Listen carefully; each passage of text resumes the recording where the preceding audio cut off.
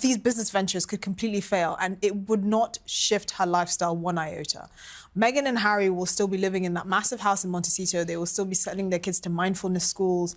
They would still be driving cars and have an armada of private security. And I think that's the impression that most of the public are getting. She doesn't really care if this fails because she doesn't actually think she's going to become the next Goop. There's not really much at stake. You know, they've made very wise investments from what I hear. So this is just a hobby. What I do find grating is this kind of trying to repackage herself as some sort of businesswoman extraordinaire, that she's really savvy and, well, not really, because if your back is not against the wall at any point, you're not really under any pressure to make sensible decisions. We don't actually know how much of the jam she sold out. So it's a hobby, but it's all tied up with Netflix, isn't it? So they're backing it, so they're going to want some of their money back. They invested 100 million in them to make their program. That's not her problem.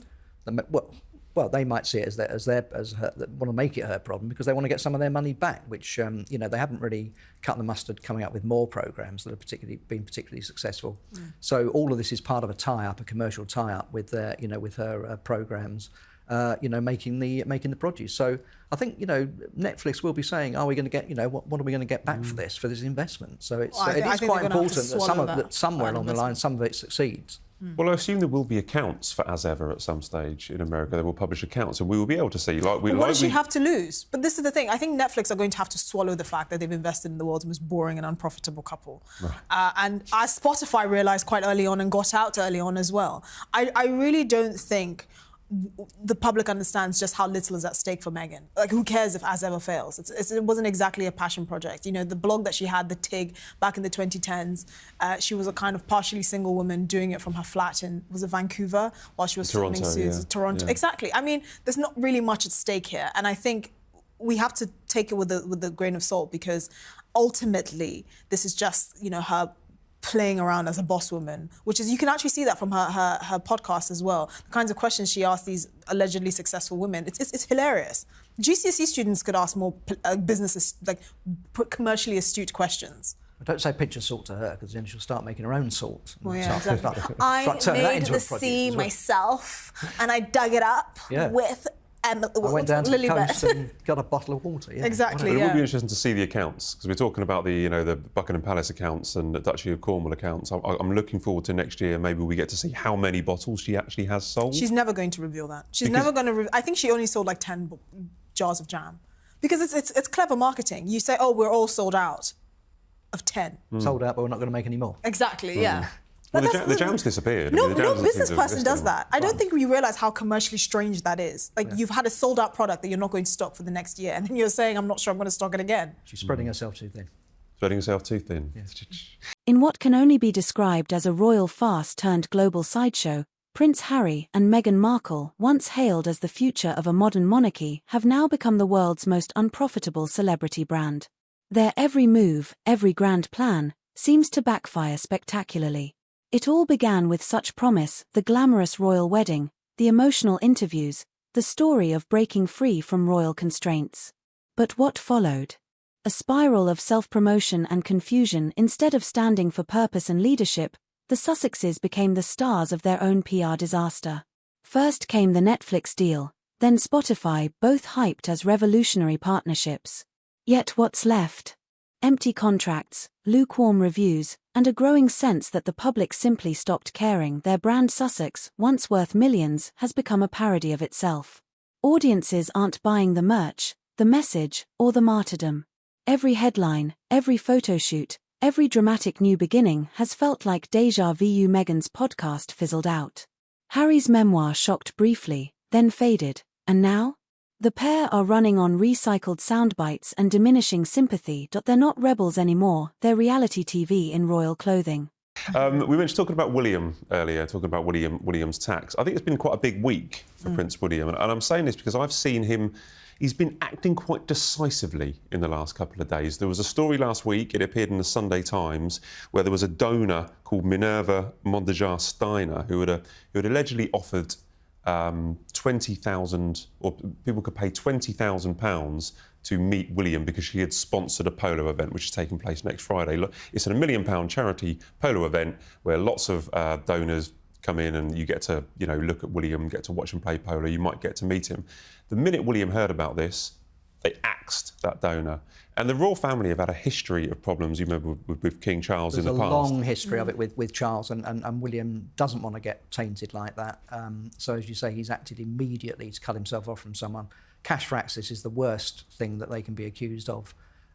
So, yeah, I think you're absolutely right. He had to act decisively, and that person will be out. But, you know, people around him have got to be more careful in future as to who they associate with and what they get involved with. Well, they said there's kind of due diligence. It's not a good look. No, they said there's due diligence, but I think the way that he acted so quickly and didn't let it fester, the decision was literally made on Friday afternoon, my understanding. The Sunday Times contacted the palace and they said, OK, we're going to get rid of her. The fact that he acted so decisively, I think, bodes well for his future as Prince of Wales. I think he's very in tune with what the public thinks. So whenever we hear of scandals of, like, politicians, for example, that get cash for access from these massive companies trying to lobby them for something, the public opinion really goes against their favour. And I think Prince William acting so decisively and so quickly just shows that he's really in tune with what the public thinks. This lady who's a Swiss-Filipina art gallery curator, it's not a very good look if someone like that, who clearly mingles with in high places, because if you're an art gallery curator, you're clearly not working with someone who works at McDonald's, for example.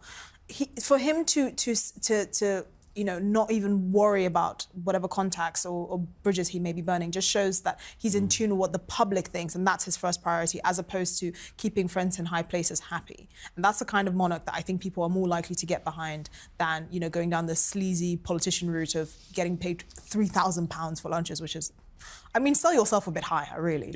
In Britain, polls show fatigue. In America, late-night hosts mock them. Even their once adoring Hollywood peers have gone silent. The message is clear: the world's moved on, but Harry and Meghan haven't. Their carefully scripted image of victimhood no longer sells, and in showbiz, when the audience stops clapping, the curtain falls fast.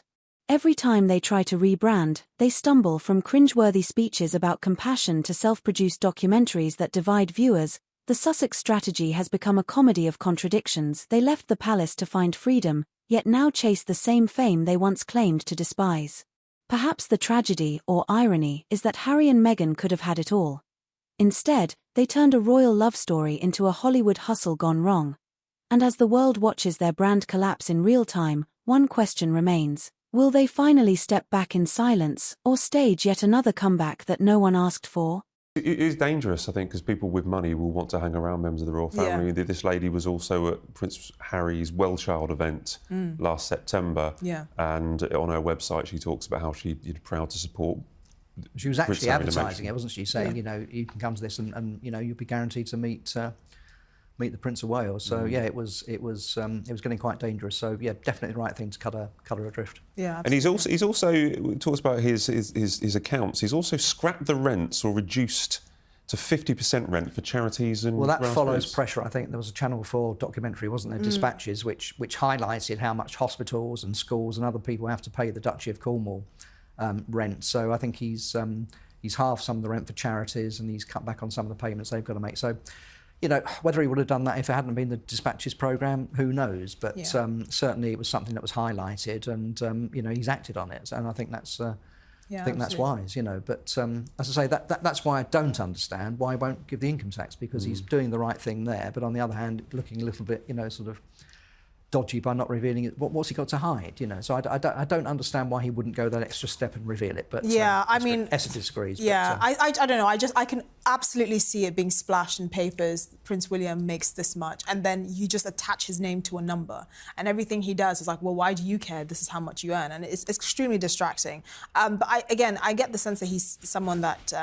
He's very attuned with the public, and I think he learns a lot of lessons from politics, because as we know, our Prime Minister is not doing very well in opinion polls at the moment. I didn't realise. I know, shock. I thought he was the most popular Prime Minister we've ever had. Well, unfortunately, the polls would disagree. But I think one thing he doesn't want to be seen as is weak and indecisive.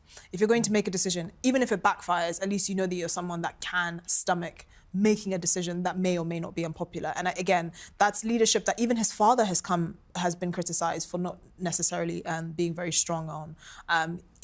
Obviously, being in the royal family and being at his level in the royal family, it comes with all sorts of challenges, and you're walking a tightrope. But I think there comes a point where you have to make a decision and take action, and I think he's certainly showing his willingness to do that. Yeah, I'm more and more impressed by him doing that. I remember we went to Boston a couple of years ago for his Earthshot Prize, and it was when the Ngozi Fulani scandal had broken, where she had been in Buckingham Palace, and Lady Susan Hussey had said some ill-informed comments to her, but William was in the air when the story broke.